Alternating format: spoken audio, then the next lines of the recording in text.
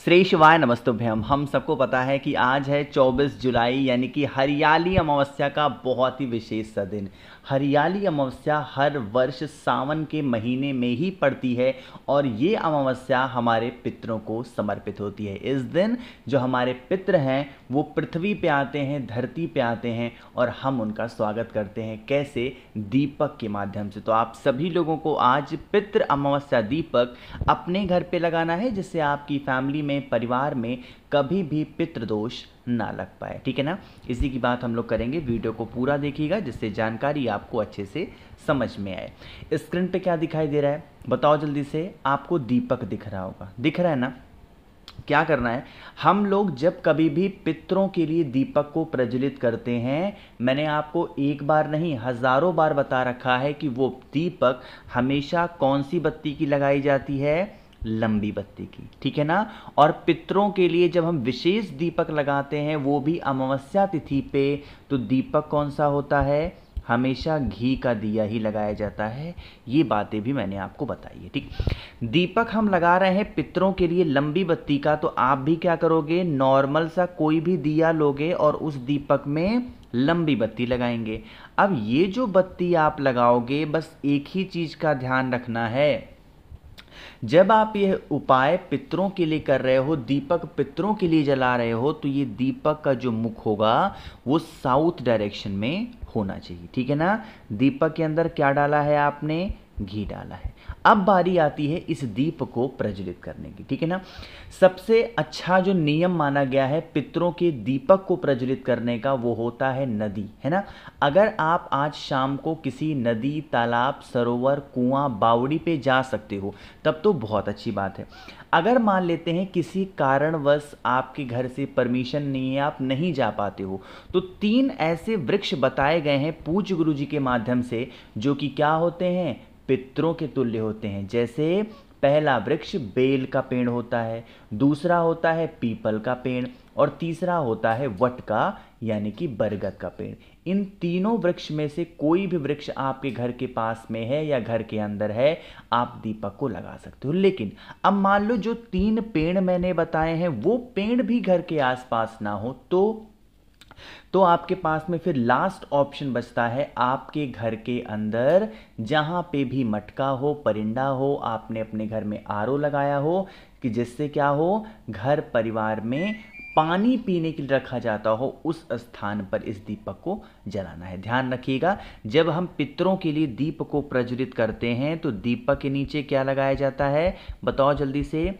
चावल के दाने को दीपक के नीचे रखते हैं और फिर इस दीपक को जलाया जाता है। जब हम इस दीपक को जलाते हैं या फिर हम इस दीपक को प्रज्वलित करते हैं तो पितृ देवता अर्यमन का स्मरण करते हैं। किसका ध्यान करते हैं?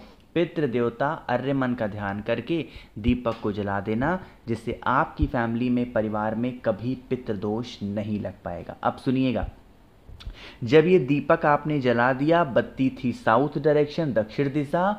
दीपक जलाने के बाद में जब दीपक ठंडा हो जाएगा, दीपक के नीचे के चावल के दाने को उठाना, किसी वृक्ष के नीचे चिड़ियों के लिए डाल देते हो तो वो दिया गया अनाज का दाना सीधा आपके पितरों को पहुंचता है और इससे भी हमारे जो पितर होते हैं वो बहुत ज़्यादा खुश ज़रूर होते हैं। ठीक है ना? देखो, दीपक आप अपने घर में आरओ के पास भी लगा सकते हो, इसीलिए मैंने फोटो भी लगाया क्योंकि ज़्यादातर लोग आज के टाइम पे आरओ इस्तेमाल करते हैं। ठीक, चलो आगे बढ़ते हैं इस वीडियो के हम लोग अपने दूसरे उपाय की तरफ। और ये उपाय अक्सर जब कभी भी आज तक अमावस्या तिथि आई है, मैंने ये उपाय आप लोग को बताया है ना। सॉरी, देखो समझने की कोशिश करिएगा। सबसे पहले बता देते हैं इस उपाय के बेनिफिट क्या हैं। हमेशा बताता हूँ यह उपाय इच्छा पूर्ति के लिए होगा। जैसे बहुत परेशान हो, आपकी कोई विश पूरी नहीं हो पा रही है, इच्छाएं अधूरी रह जा रही हैं, देन आप इस उपाय को करेंगे। और सबसे अच्छी बात है ना कि आपको इस उपाय के लिए कहीं बाहर जाने की आवश्यकता नहीं है, भटकने की आवश्यकता नहीं है, घर के अंदर दीपक को लगा सकते, घर के अंदर उपाय को कर सकते हो। इसके लिए हमें 2 चीज़ें मात्र चाहिए। एक तो आप लोग को इस प्रकार से चावल का दाना चाहिए होगा, ठीक है ना, मात्र 1 चावल का दाना। दूसरा, आपको एक काली मिर्च भी लेनी है। क्या लेना है? चावल का एक दाना लीजिएगा और दूसरा आपको क्या लेना है, एक काले मिर्च भी लेनी है। एक नॉर्मल सा तांबे का लोटा लीजिएगा, इसके अंदर जल भरिएगा, ठीक है ना। अमावस्या तिथि का दिन होता है तो कोई भी उपाय बिना गंगा जल के पूरा नहीं होता है, गंगा जल भी डालना। बाकी जो मैंने आपको एक चावल का दाना और मैंने आपको एक काली मिर्च दिखाई है, उस चीज़ को भी इसी कलश के अंदर डाल देंगे, है ना। फिर आप इस कलश को यहाँ से उठाएंगे और पहुँच जाएंगे सीधा महादेव के शिवलिंग के पास में।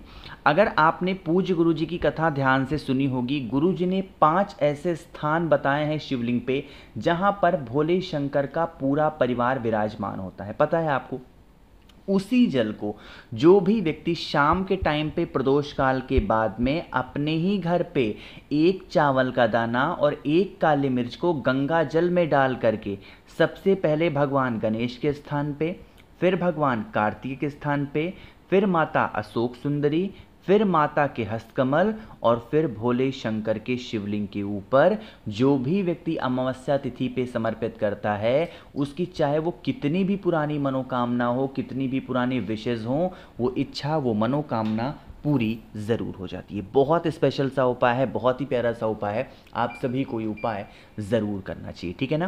तो यहाँ पे हम लोगों ने बात कर ली है अपने 2 उपाय की। आगे बढ़ते हैं इस वीडियो के सबसे आखिरी उपाय की तरफ, जो कि हमारा तीसरा उपाय है। कैसे करने हैं, कहाँ पे करने हैं, इसकी बातें हम लोग करेंगे। सबसे पहले जल्दी से कर दीजिए वीडियो को लाइक।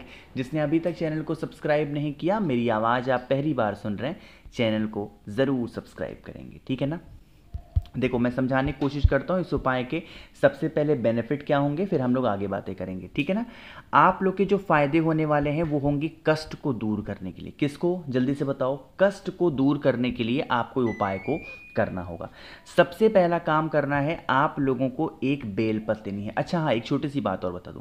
कष्ट को दूर करने का मतलब ये हुआ कि जैसे मान लो कि घर में धन की कमी है, व्यापार की कमी है, इज्जत की कमी है, नौकरी, किसी भी प्रकार का कष्ट हो तो आप उपाय करना, ठीक है ना। एक बेलपत्र लेना प्यारी सी, और उसे लेकर के पहुंच जाओ सीधा महादेव के शिवलिंग के पास में। बहुत ईजी सा, बहुत आसान सा उपाय है, ठीक है ना। क्या करना है, आप लोगों को यहां पर हमारे अपने पितरों को स्मरण करना है। किसका ध्यान करना है, अपने पितृ का। क्यों, क्योंकि अमावस्या तिथि स्पेशली हम किसे समर्पित करते हैं, अपने पितरों को ही तो समर्पित करोगे। क्या आपको पता है शिवलिंग के आसपास भी हमारे पितरों का वास होता है, पता है आपको। जब आप जल चढ़ाते हो ना, जल चढ़ते चढ़ते चढ़ते ऐसे नीचे गिरता है।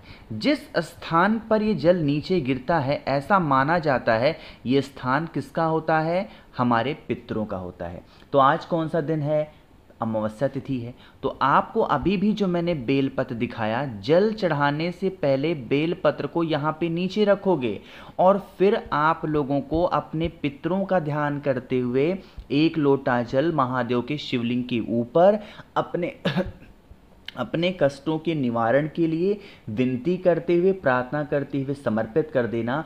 इससे भी हमारे घर से पितृदोष खत्म होते हैं और हमें किसी भी प्रकार की परेशानी पितरों से कभी भी नहीं होती है, ठीक है ना। एक आखिरी उपाय की बात हम लोग करने जा रहे हैं, जो कि हमारा चौथा उपाय है। और ये उपाय स्पेशली हम लोग करते हैं जब कभी भी अमावस्या तिथि आई है। आपके घर में रोग बीमारी हो तो आप उपाय करोगे, आपकी जॉब नहीं लग रही है तो उपाय करोगे, आपकी मनोकामना नहीं पूरी हो पा रही है तो उपाय करोगे। मतलब कहने का है, कोई भी दिक्कत होती है तो आप उपाय को ज़रूर करेंगे, ठीक है ना। इसके लिए कुछ भी नहीं, सिर्फ आपको पीले चंदन की आवश्यकता पड़ेगी, ठीक है ना।